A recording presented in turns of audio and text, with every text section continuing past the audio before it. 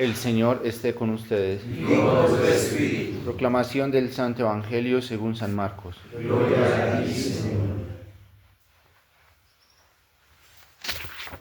Un día al atardecer Jesús dijo a sus discípulos: Vamos a la otra orilla del lago. Entonces los discípulos despidieron a la gente y condujeron a Jesús en la misma barca en que estaba. Iban además otras barcas. De pronto se desató un fuerte viento y las olas se estrellaban contra la barca y la iban llenando de agua. Jesús dormía en la popa, reclinado sobre un cojín. Lo despertaron y le dijeron: Maestro, ¿no te importa que nos hundamos? Él se despertó, reprendió al viento y dijo al mar: Cállate, enmudece. Entonces el viento cesó y sobrevino una gran calma. Jesús les dijo: ¿Por qué tenían tanto miedo? ¿Aún no tienen fe? Todos se quedaron espantados y se decían unos a otros: ¿Quién es este a quien hasta el viento y el mar le obedecen? Palabra del Señor. Gloria a ti, Señor Jesús.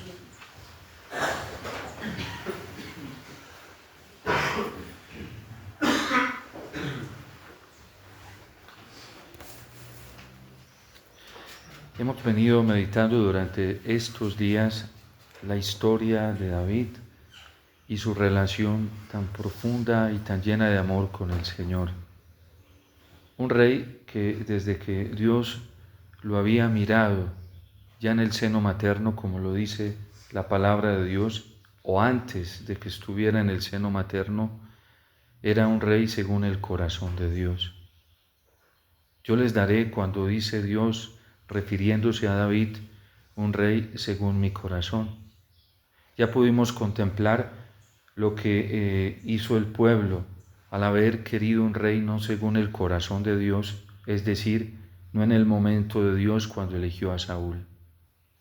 Fracasaron, porque fue la obstinación, fue la desesperación, porque fue la coerción también de un pueblo que se fue llenando de sentimientos humanos y de envidia frente a las demás naciones, y forzaron a Samuel para que les diera un rey, y Dios dijo: si eso quiere, dáselo, para que ellos prueben qué significa elegir según sus propios criterios y no acoger según el criterio mío.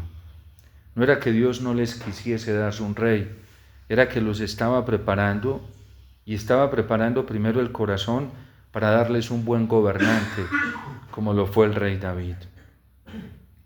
Y esta historia del rey David se constituye, y todos sus triunfos y sus victorias, en una historia de amor muy grande con Dios. David es el rey que ama a Dios y por eso obtiene éxito al gobernar, por eso es justo.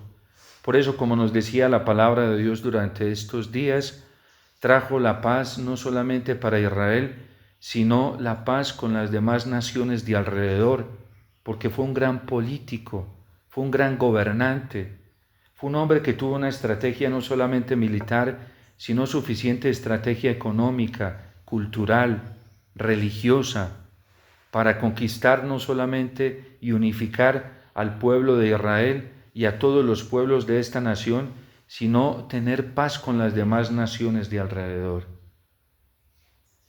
Y en esta historia del rey David, donde vemos el respaldo absoluto de Dios y vemos el éxito de un hombre a la hora de gobernar, también hoy podemos contemplar el fracaso en su vida. ¿Qué le pasó a David? La palabra de Dios ya nos da una respuesta muy clara. Dice que cuando los reyes debían estar en campaña, porque Dios así lo mandaba, porque Dios así lo pedía, porque era un mandato de Dios a través de los profetas, cuando los reyes deben de pelear y estar en campaña con sus guerreros, David no obedeció. ¿Quién se imaginase? Y más como a veces lo leemos en el relato, que se pasa tan rápidamente, que una pequeña acción de estas pudiera haber traído algo tan grave como hoy lo está denunciando el profeta Natán. La obediencia a Dios es la que verdaderamente habla de cuánto amor se tiene por Dios. Y parece que a David se le fue cansando el amor por Dios. Y por eso San Pablo va a decir que el que crea estar en pie, que cuide de no caer. Porque el amor hay que estarse renovando cada segundo y cada momento a Dios. Todos los días tenemos que estarle diciendo a Dios: aquí estoy, Señor, para ti, para hacer tu voluntad, como le enseñaba el sacerdote Elí a Samuel pequeño. Cuando escuches la voz, simplemente dile: aquí estoy, Señor, para hacer tu voluntad. Ese es el amor que el Señor reclama de cada uno de nosotros. Que continuamente le estemos diciendo: aquí estoy, Señor. A Dios no le afectan nuestras imperfecciones, ni le asustan, ni lo desilusionan. Simplemente quiere la actitud de nuestro corazón en una disponibilidad muy grande para ser de Él, para servirle, para trabajar por Él y para obedecerle.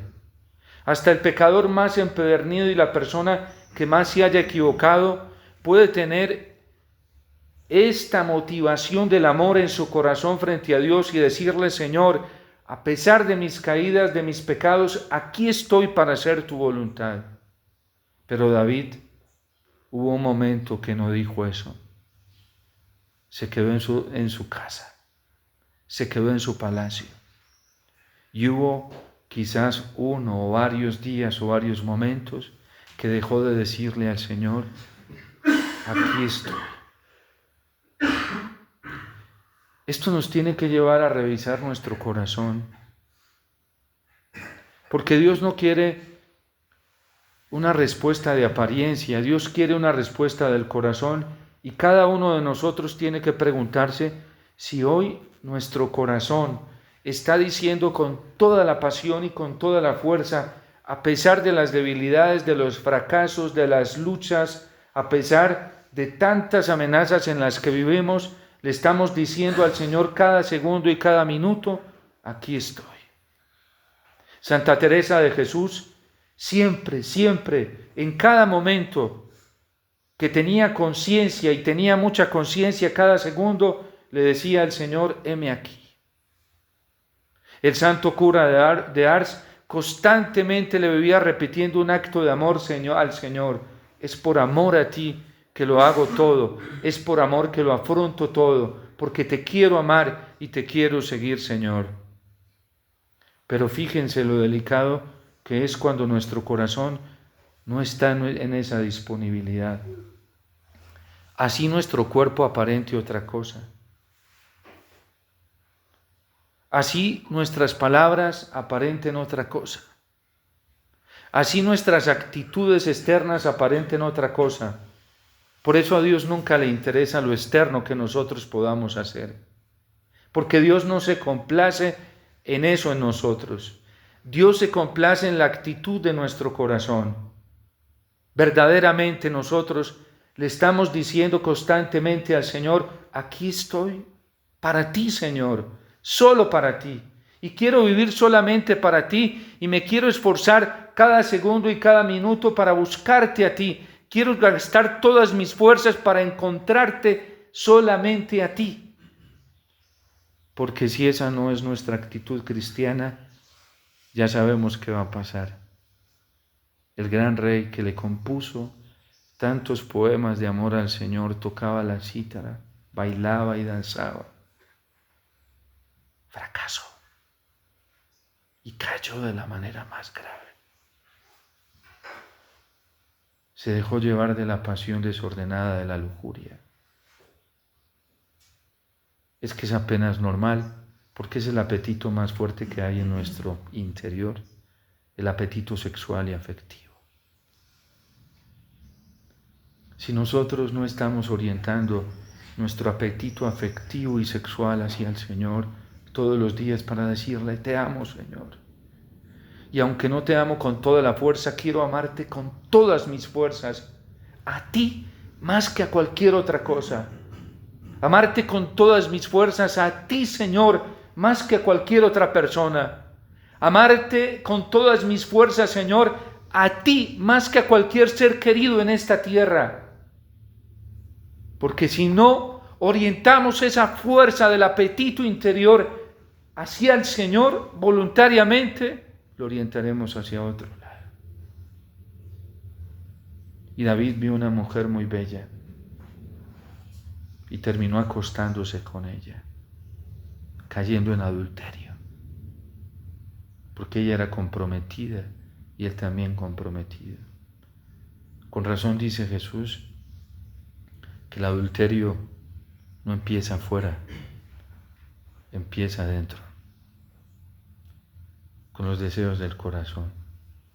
Quizás el acto más grave no fue el que se hubiese acostado con una mujer que no era la suya, sino el que ya la estaba deseando a ella más que a Dios. ¿Y nosotros?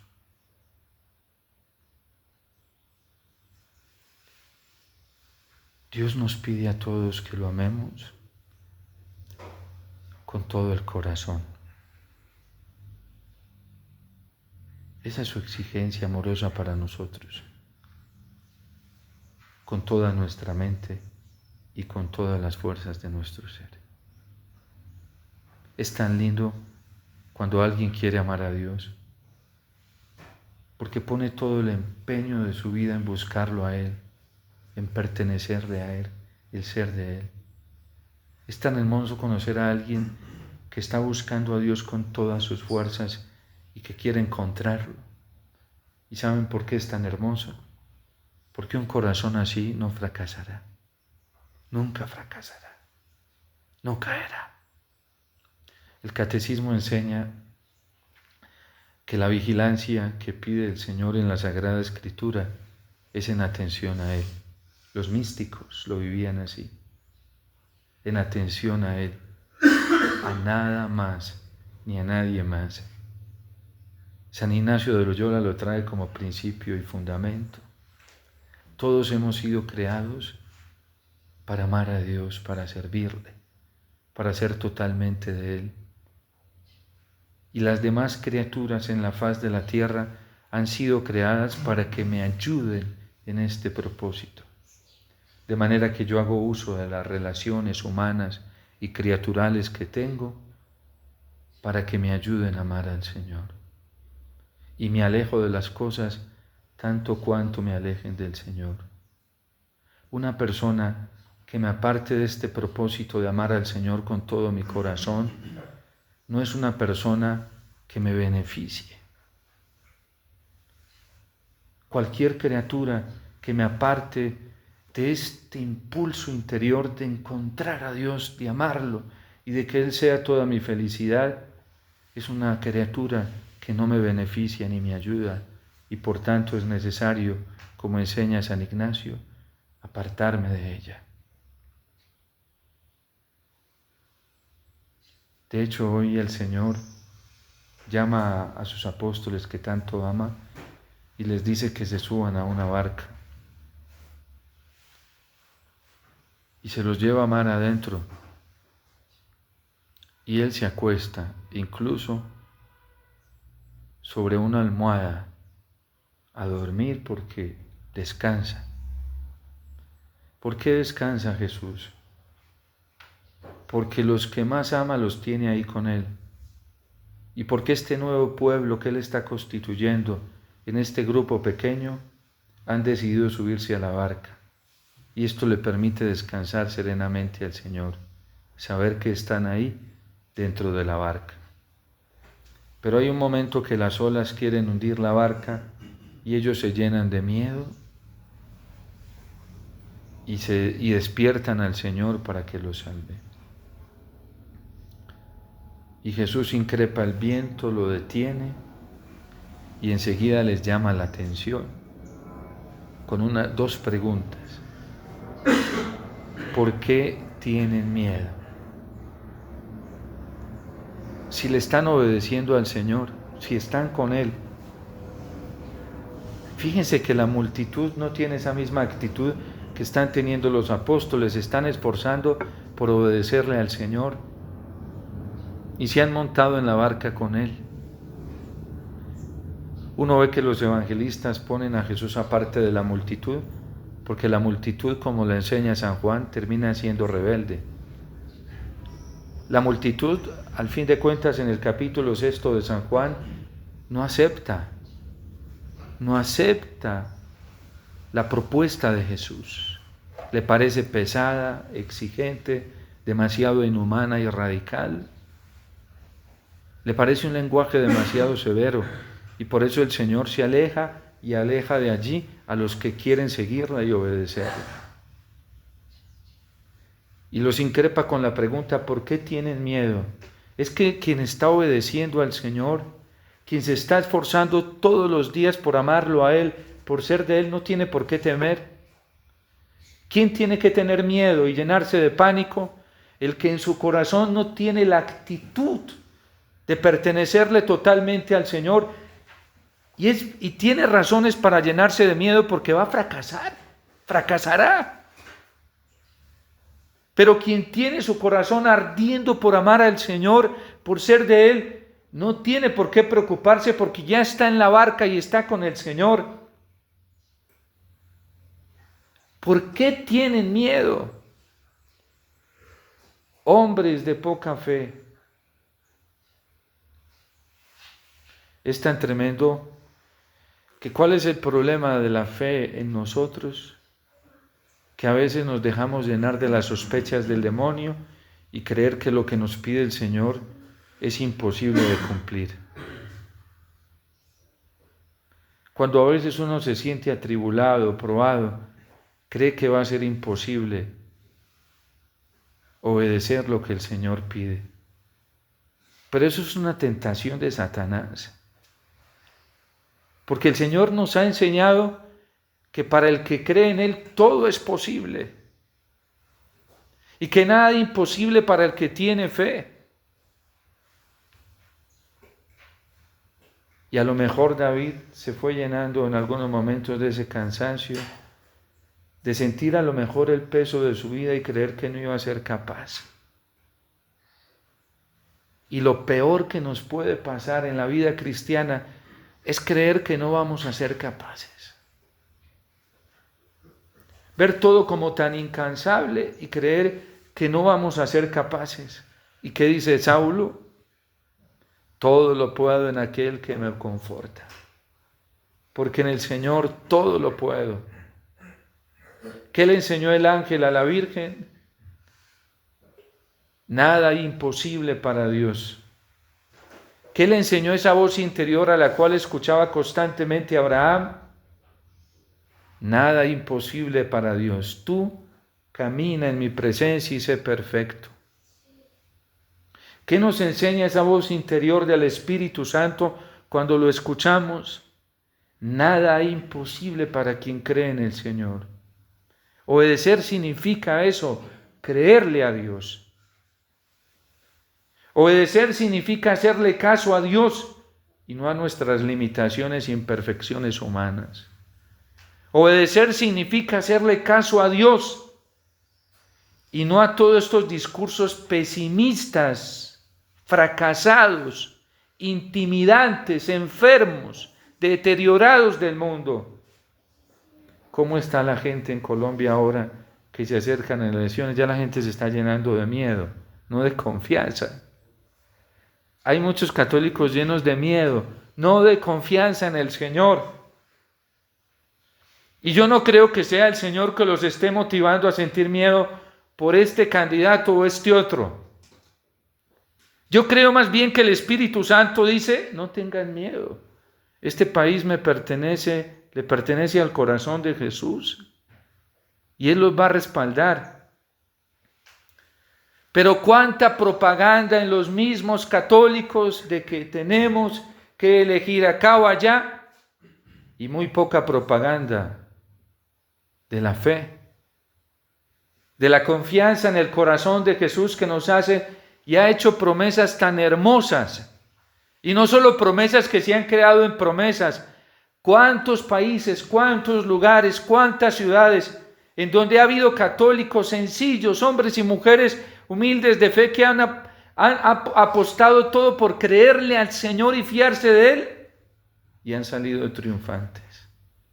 Una vez yo fui a un pueblo y las cosas que le contaba a la gente a uno eran desastrosas porque la guerrilla les hizo esto otro. Y de hecho voy a contar algo muy particular. Cuando yo llegué a ese lugar, hace 18 o 19 años más o menos que fui de misión, nos mandaron a unas veredas con unas historias dolorosas pero hermosas. A mí me impactaron dos cosas, y es que la gente hablaba de lo terrorífica que fue alias Karina en esa zona, y cómo asesinaba, y la familia le contaban a uno, una esposa se quedaba sin su esposo, solita, para sacar a sus hijos adelante, porque le había matado al esposo, le había matado al papá, le había matado a un hijo, por orden de ella. Historias dolorosas, pero a la vez uno veía a estas mismas personas contando estas historias dolorosas, diciendo, pero Dios no nos ha dejado, Padre. Gente de rosario, de 3 y 4 rosarios al día. Y llegamos y fue una cosa fascinante porque en la escuela antes de empezar, los niños rezaban el rosario antes de empezar clase. Y niños chiquiticos se sabían los misterios del rosario. Y oraban hasta por ella, para que un día se convirtiera a lo mejor y cambiara y volviera a Dios. Y a mí me fascinaba ver eso porque eso sembraba esperanza, a pesar de que habían recibido el maltrato de la violencia, pues tenían capacidad de perdón y tenían esperanza hasta que ella cambiara incluso. 14 años después, más o menos, no tengo ahorita el cálculo exacto, eso hace como 5 años, me llama una religiosa, a quien quiero mucho, y me dice, Padre, yo estaba de retiro, y me marcaba hasta que contesté, me había ido en retiro de silencio. Padre, yo sé que usted está en retiro, pero hay una persona que necesita que usted lo atienda. Yo dije, bueno, tanta insistencia y tanta necesidad que tiene esta persona, una persona evangélica, pero quería que yo la atendiera. Y entonces llevan a esta persona cuando aparece alias Karina en una camioneta con su escolta. Y se sentó conmigo para que le hablara de la Virgen y orara por ella. Y me contó cómo estando en la cárcel alguien la evangelizó y a ella en su corazón se comenzó a llenar de esperanza de que Dios podía perdonarla y podía salvarla. Y ahora estaba buscando a la Virgen, siendo evangélica.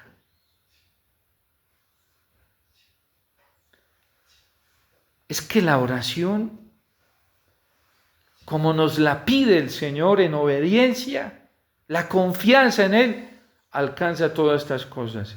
Y estos niños y estas familias que oraban por ella no se quedaron defraudados del todo. Pero ¿cómo queremos alcanzar los triunfos nosotros? Peleando, llenándonos de miedo, haciéndole caso a toda esta propaganda de miedo, que hasta católicos están haciendo propaganda hoy al miedo. Hay que votar por el mal menor, porque si no se nos mete esto. Un cristiano no piensa así.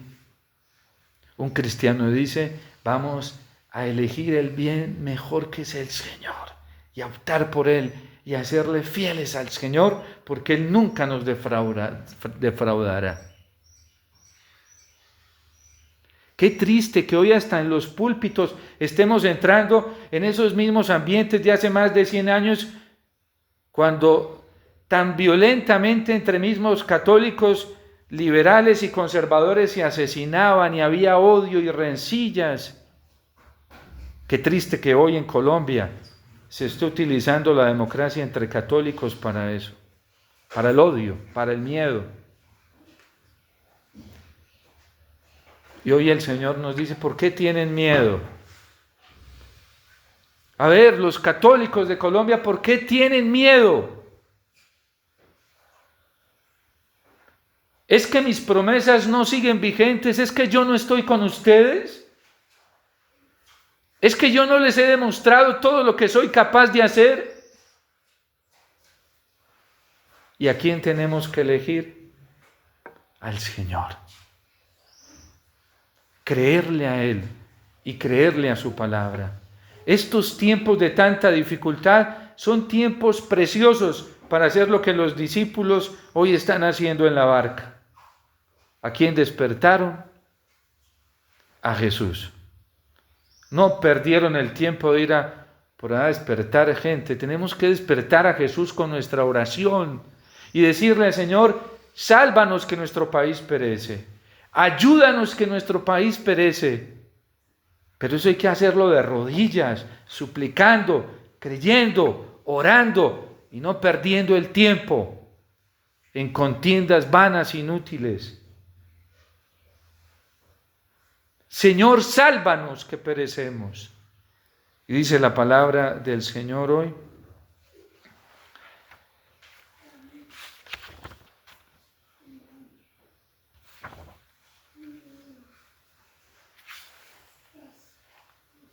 Jesús dijo al viento, cállate y enmudece. Y entonces el viento cesó y sobrevino una gran paz. ¿Qué es lo que nos hace falta? La obediencia a Dios es creerle a Él. Dios es capaz de hacer lo que ha prometido que hace.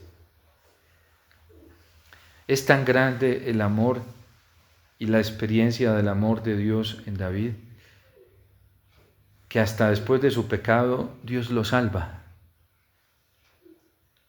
Porque el profeta Natán llega a decirle, mira, te la embarraste. Pero hay solución, David, arrepiéntete. Cuando uno ora y haya cometido los pecados más graves, las faltas más graves, siempre va a escuchar la voz de Dios que le dice, mira, fallaste en esto, pero aquí está la solución, arrepiéntete. Santa Teresita decía que era tan grande su confianza en la misericordia del Señor, que aunque su confesor le había dicho que ella nunca había cometido un pecado mortal en su vida, aunque ella nunca cometió un pecado mortal, dijo, y aunque tuviera todos los pecados mortales y tuviera conciencia de ellos, yo no me asustaría. Iría corriendo a los pies de Jesús a través de la oración y le diría que me perdonara con la certeza de que Él me perdonaría. Y hoy David lo experimenta, por eso el Salmo. El Salmo es una acción penitente llena de esperanza, porque David es osado, a pesar de que se ha ensuciado, le dice, por favor, Señor, restáurame, porque tú lo puedes hacer. Crea en mí un corazón puro, porque tú lo puedes hacer. Devuélveme un espíritu nuevo, porque tú lo puedes hacer. Y hoy David es santo. Podemos tener conciencia de muchas infidelidades, de pecados, de faltas. Y a través de la oración podemos venir al Señor y decirle, Señor, crea en mí un corazón puro porque yo sé que tú lo puedes hacer. Fue lo que creyó el buen ladrón. Tanto que le dice, yo no me merezco el paraíso, pero lo necesito. Perdóname y acuérdate de mí cuando estés en el reino porque yo sí quiero estar allá. Y el Señor le dice, bueno, hoy mismo estarás conmigo en el paraíso por haberte arrepentido. Tenemos que vencer la culpa con la confianza en el Señor. Porque todos hemos pecado, le hemos fallado al Señor y Satanás es muy astuto cuando nos damos cuenta de las infidelidades, nos condena. Eso lo hace el diablo. Pero el Espíritu Santo nos dice, arrepiéntete. Implora, suplica, ora y encontrarás la paz. Y verdad llega la paz y Dios nos libera de toda culpa. Obedecer es confiar en el Señor, creerle al Señor, que la Virgen interceda por nosotros y nos ayude para que alcancemos esa confianza tan alta que ella tuvo en Dios. Que San José siga intercediendo por nosotros para que nosotros no nos dejemos enfermar más con todos estos lenguajes aún dentro de mismos católicos pesimistas. No más, no más. no más al pesimismo. Ya es la hora de la confianza en el Señor, de creerle al Señor, del optimismo en el poder y en el amor infinito que Dios siente por cada uno de nosotros. No más pesimismo. Y no nos dejemos contagiar de eso. Que si hay algo dañino y enfermizo es el pesimismo. De creer que no vamos a ser capaces de salir del pecado. De creer que no vamos a ser capaces de salir de la vida ruin. De creer que no vamos a salir adelante obrando el bien. No más a eso. Hoy el Señor nos dice, ¿por qué tienen miedo? ¿Aún no tienen fe? Creamos que Dios lo puede todo. Dios nos está llamando a la santidad y puede hacernos santos. Para Él no hay nada imposible. Dios nos está llamando a la pureza de corazón y puede hacernos puros. Dios nos está llamando a elegir siempre el bien y el bien supremo es Él. Y nos da la capacidad y la posibilidad de estar siempre en el bien. Creámosle al Señor. Dios te salve María, llena eres de gracia, el Señor es contigo. Bendita tú eres entre todas las mujeres y bendito es el fruto de tu vientre, Jesús. Santa María, Madre de Dios, ruega por nosotros